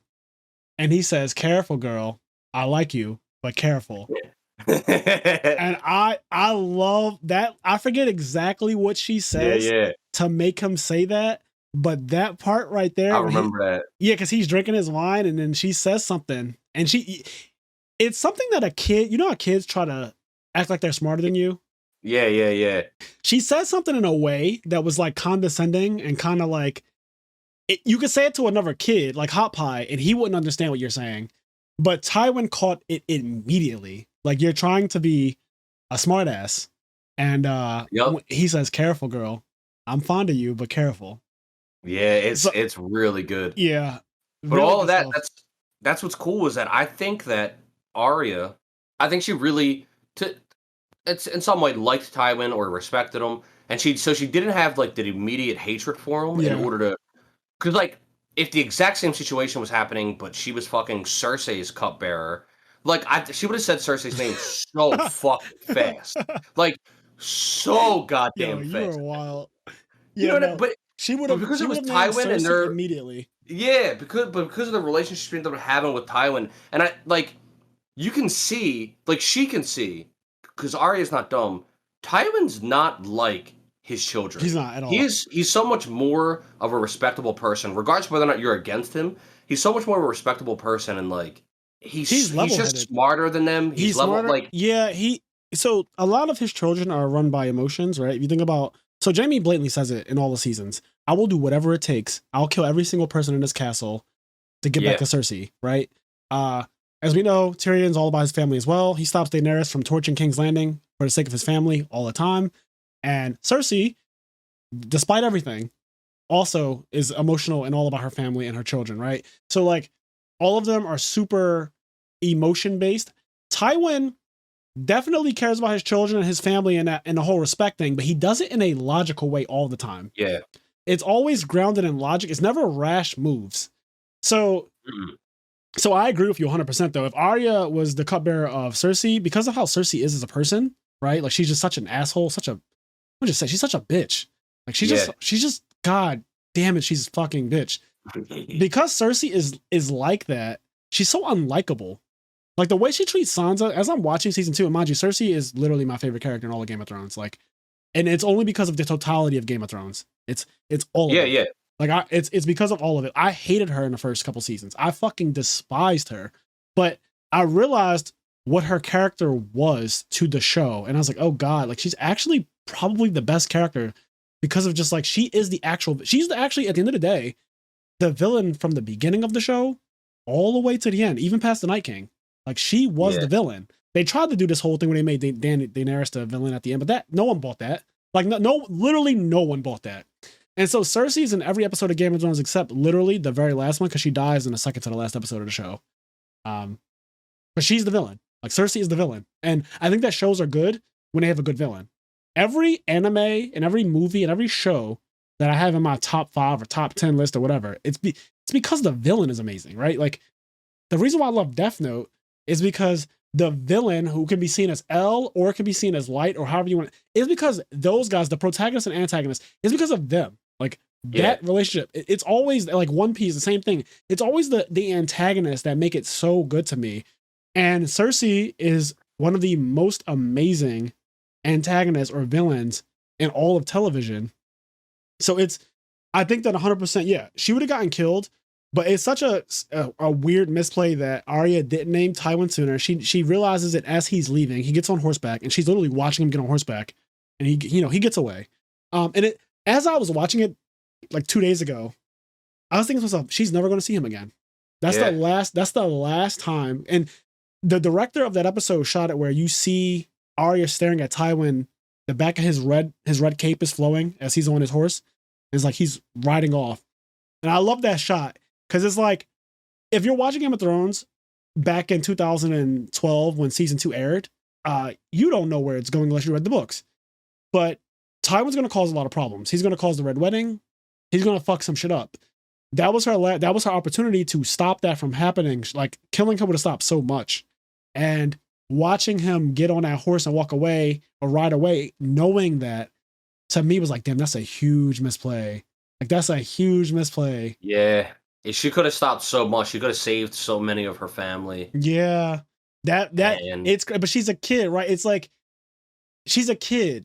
It's so hard. It's one of those. It's so hard, man. It's more so like yeah, she had an opportunity to save her family, but there's some mistakes that her brother and mom did. Oh that my God. Even put they helped. Like she shouldn't have had to. Yes. Like it shouldn't have all been on her. You know what I mean? It shouldn't have been on Arya to save her family. That. I agree with you. It should not have been on Arya to have to save House Stark.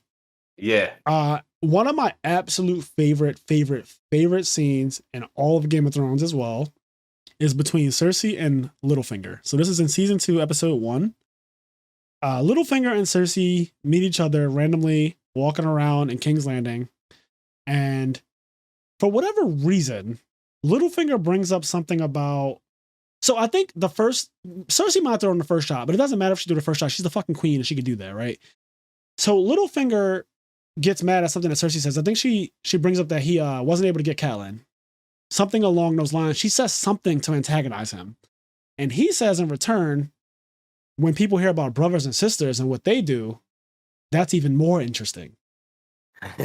And he says, one of the things I found is that highborn people often forget that knowledge is power. And as he says that, it's kind of like, okay, so you're letting, this is another person who's letting Cersei know that I'm aware of the incest. I'm aware who the children's father really is, right? Doing the same exact misplays that other people have done. And she always kills these people when this happens. He's letting her know he's basically high-key threatening her. Like in that moment, when he says that, he's high-key threatening her. And he says knowledge is power. Now, mind you, she's literally walking with a group of, not gold cloaks, but like the Lannister army. Like they're her. Yeah, she's got guards. She's got like literally 6 guards. And so the second he says knowledge is power, and like the highborn people always forget that, she's like, cut his throat, stop, turn around, take 3 paces, cover your ears. Power is power. That scene for me, and like my man, when I tell you, he screams. Like when she says, seize him, cut his throat, stop, I changed my mind, turn around, take 3 paces, cover your ears. When she does that part, honestly, like you want to talk about the most broken shit. I love the Eisen characters. I love the Moderate characters. I love those shit talking overpowered people in all, like any show. I love them. I love people who shit talk. I love those epic scenes like that. This is one of the most epic scenes to me. And it's a huge misplay on Littlefinger's part because he overplayed his hand. Like, yes, knowledge is power, actually. You are correct. That is not wrong. Knowledge is power if you use it correctly, though.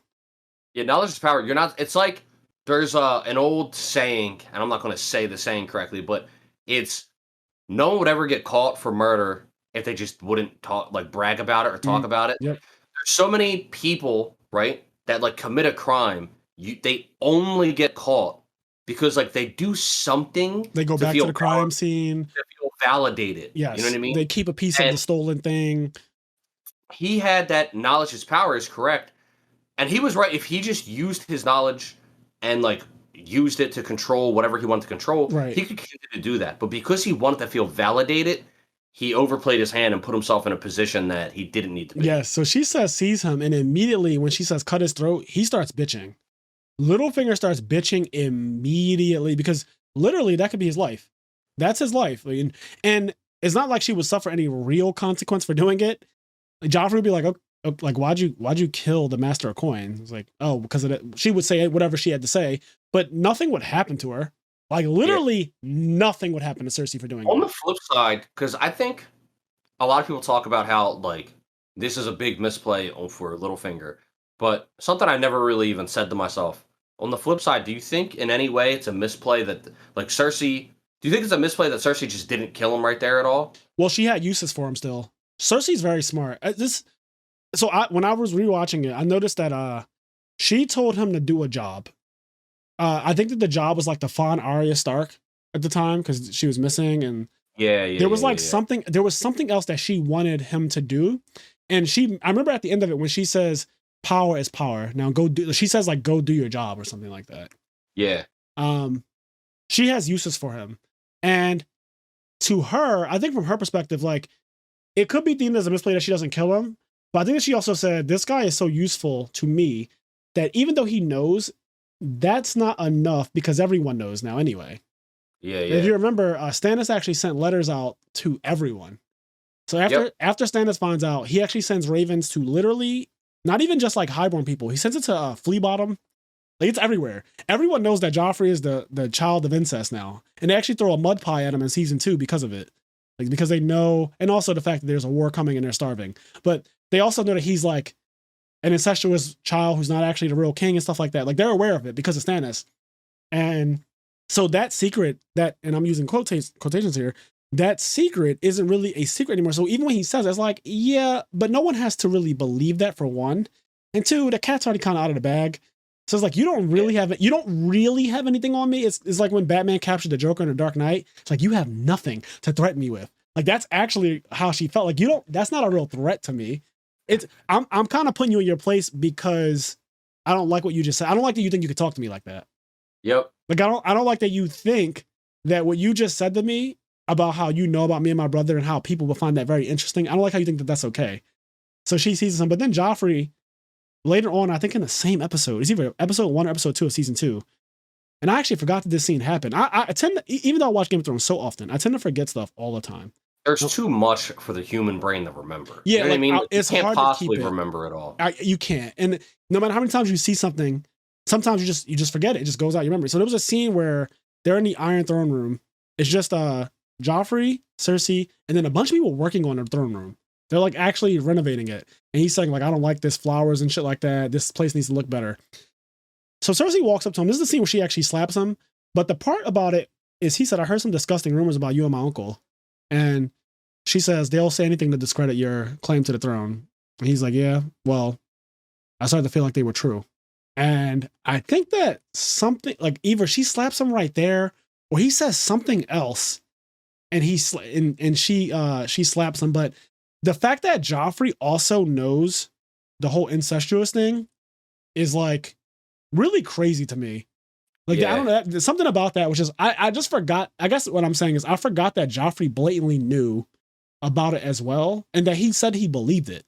It is interesting, right? Because you got to think about how would that make you feel as a person? Yes, like, bro. Like if you find out that like, because first of all, it's a secret. It'd be different.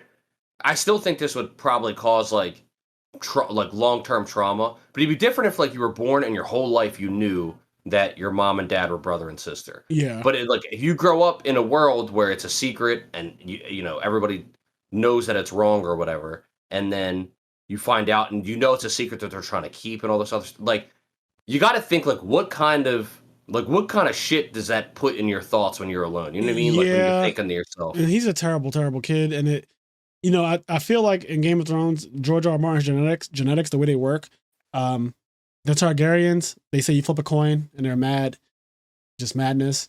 Joffrey is born to incest as well. We know that the Targaryens were incestuous. I think they allude to it. That's part of the reason why he's crazy. Actually, yeah, I think so. Not even just, it's actually confirmed. Tyrion says, so there's another scene in season 2 as the city's about to be under siege by Stannis Baratheon. Cersei and Tyrion have a heart-to-heart conversation. It's another one of those. Season 2 has so many good scenes.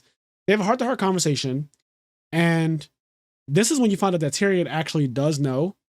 Like, he's completely aware of his brother and sister sleeping with each other, and he also knows that his nephews are born of incest. And he says the Targaryens used to do, and she cuts him off, and she's like, yeah, but, you know, like, no one cares about that, right? Like, yeah, the Targaryens used to do it, but it was a different time. And he walks over to her. He's all sad because he's sending Marcella away to protect her. She sees it as, you're trying to hurt me. You're just trying to get at me, so you're sending my daughter away. But he's actually like, no, I'm genuinely sending Marcella to Dorne because I'm trying to protect her, because Stannis is about to literally destroy the city.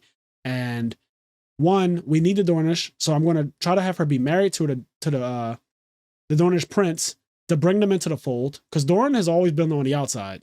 They've always been on the outside. They've always been like, and they're a powerful house. They're powerful and they're rebels to the Iron Throne. They've always been. It's actually back in the day when Aegon conquered the Seven Kingdoms. He actually didn't conquer Dorne. Period. He just did not.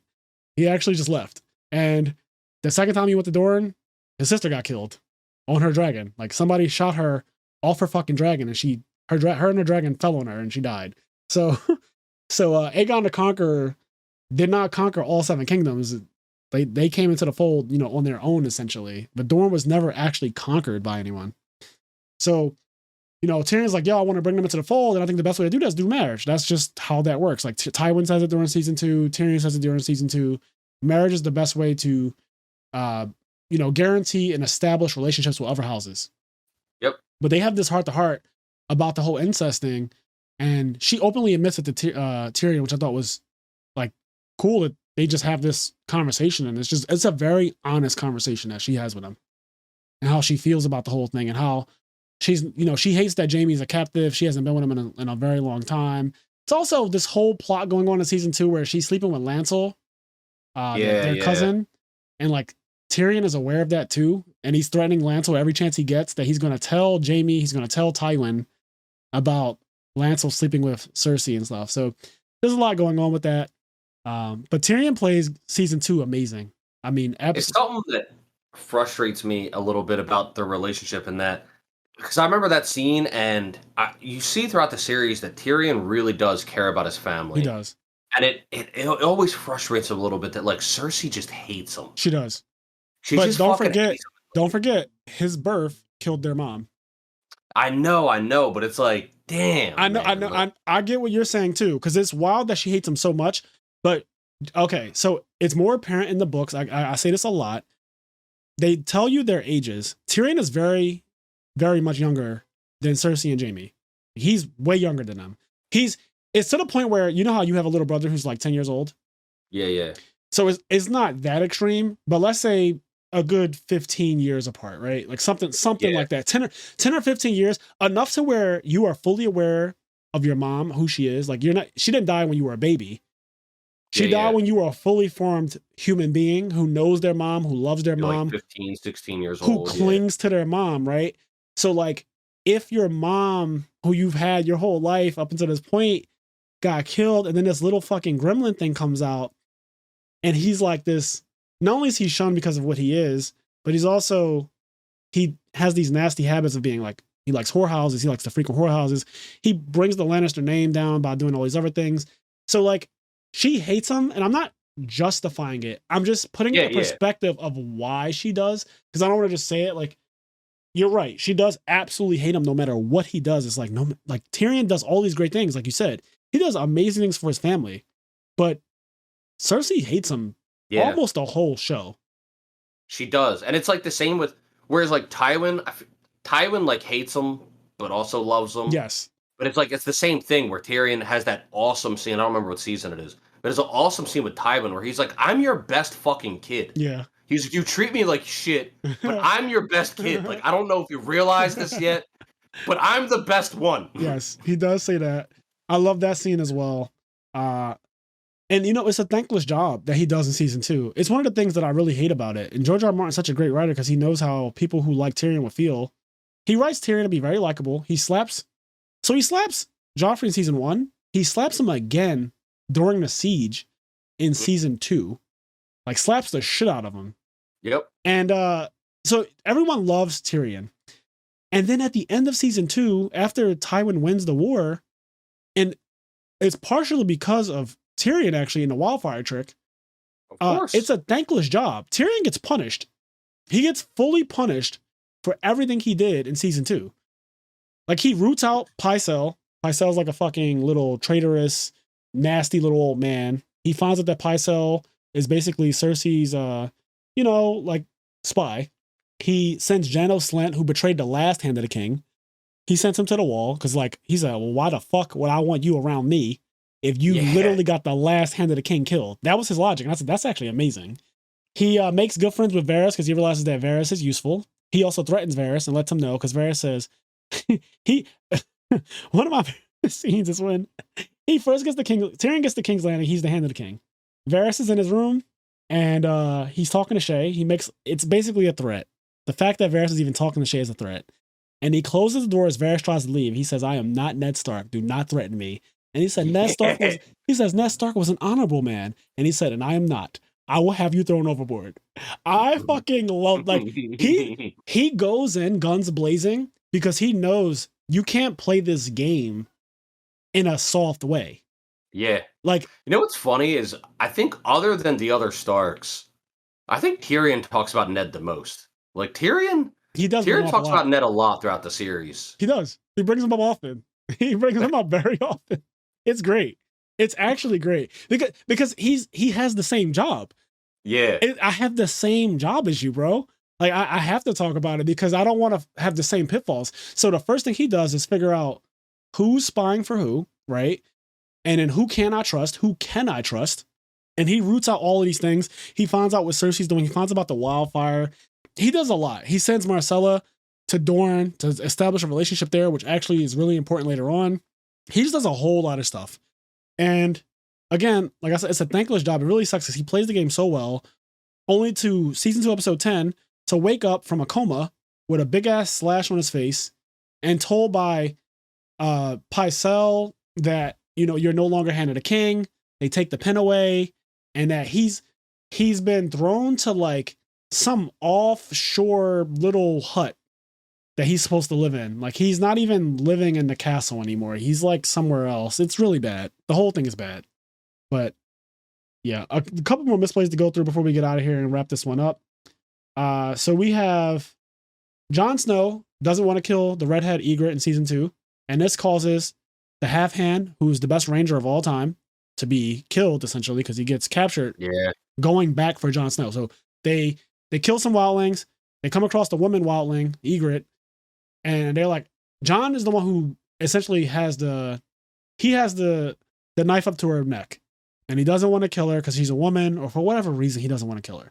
And so they're like, listen, make sure you get the job done. And when you do, catch up to us. We ain't got time for this. If you don't want us to be around when you do it, whatever. So they leave him, which is kind of a misplay in itself.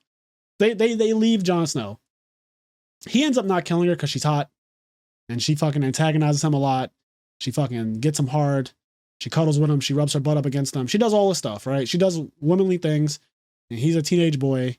He's very, very, he's very attracted to her, clearly. He tells her to stop.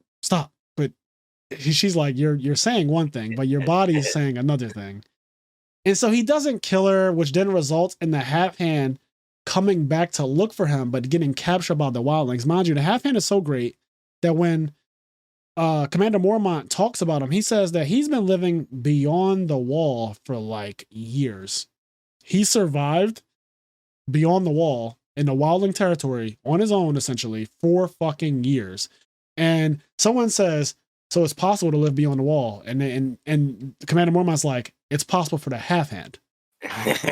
Like, I don't want y'all to get this confused that this is easy, because they're beyond the wall at the time. And they're struggling bad. They're at Craster's Keep at one point, and they go past that point, and it's really cold, and their horses are dying. It's just bad. The whole situation is bad, and they get some hope by the half hand surviving out here. But then the Commander Mormont lets them know, like, it's not really a thing. Like, this is he's different. He's different. So he's the best ranger ever, and he gets killed because of Jon Snow's misplay. So that's a misplay there. I also have Viserys, Daenerys' brother. Okay, yeah. I was gonna say we gotta. It's almost a shame that we didn't get to this yet, but the whole Viserys is just terrible. What was he thinking? He's like Theon. The picture of hubris. Like, he really thought he was that guy. Because, like, he's not incredible. He's not strong. He's not a great leader. No. He has to resort. Like, he only has an army right now, the Dothraki army, because of his sister, being with Khal Drogo. But, like, he himself is nothing special. And the amount of times, because he misplays the same way more than once before he finally gets it, and then, like, he gets it. Yeah, he misplays a lot. He actually strikes Daenerys a couple times, which, got him fucked up the second time he went for it. And somebody put one of those lassos around his neck, and then he had to walk. He tried to get on a horse, and they were like, no, you walk. Yep. And so he made a lot of misplays, but his ultimate misplay was obviously when he demanded his golden crown, and Khal Drogo gave it to him. He said something about, I will fucking rip the baby out of her stomach. And he was talking wild about Khal Drogo's seed in front of Khal Drogo, and saying It's just like crazy. It was crazy. Like, honestly, when I watched it, see Khal Drogo, like, look at him. Yeah, it was, when you're watching it again, and even when you're watching it the first time, it's one of those things that's so cringe and secondhand embarrassment And also fear, though, because you just know this can't end well. When he's threatening their child, their unborn child, he threatens the baby. He's like, I'll take my sister back and I'll fucking carve that stallion out of her stomach and give it. You can have the kid, but I'm taking. It's wild. He talks crazy, and he's like, okay, fuck it, I'll give you your golden crown, and they melt his head off with metal. One of the greatest scenes, also one of the funniest scenes because of how fast the metal cools. But when his head hits the fucking ground, it goes stink. Like you actually hear it. Dude, it's so funny. Yeah, it's great though. It's some of the greatest Game of Thrones. But yeah, he gets a golden crown. He gets a golden crown, and it's just he misplayed. When you look at, and he does it continuously. Like that whole part of the plot, he's just unlikable, and he's unlikable, and it doesn't even feel like he does smart things. No. Like at no point, he doesn't do any cool or smart things. No. He's just like waking the dragon, and you don't want to wake the dragon. And he puts his hands on his little sister. He threatens her a couple times. You don't give me commands. Who do you think you are to command me? He's just wild. So yeah, he made a lot of misplays. His misplays resulted in his death. Stannis made, and this is the last one I have on here. Stannis made a misplay, a minor misplay, but it ended up costing him probably really big now that I fully am aware of how powerful Melisandre actually was. So in season 2, after seeing the demon child be born, the Onion Knight, what's his name? I'm gonna be annoyed as soon as you say it. Davos Seaworth. Sir Davos. Yeah. Okay. So Sir Davos, after seeing, he smuggles in Melisandre so that she can have the demon baby thing, kill Renly. And he sees that. Davos sees that shit. And when he gets back, he's telling Stannis about what he saw. Stannis is not trying to hear it. And then he says, listen, you can't bring her when we go to take King's Landing. Like, she cannot come along because everyone will believe that it will be her victory. Like, if you bring her, they're going to be like, oh, it's because of Melisandre that you won the Iron Throne and not of your own merit, so that you won't be respected if she's there. He basically tricks Stannis into not bringing her because he hates her. He's always hated her, and rightfully so. The bitch is weird. But by him leaving Melisandre behind when he storms Blackwater Bay and King's Landing, they get destroyed by wildfire, and then a lot of bad things happen. And, Melisandre then taunts Sir Davos and Stannis the next season, season 3. She taunts them by saying, the reason why you failed is because I wasn't there.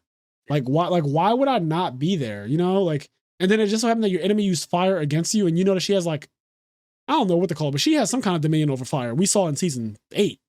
She has something. Yeah, she, it's funny because what Davos said, there could be some truth to it. However, at the end of the day, the goal was to make Stannis the king. And for example, Cersei's the queen, and everybody knows one of her strongest chess pieces is the mountain. Yes. Yeah, we all know that Cersei isn't winning.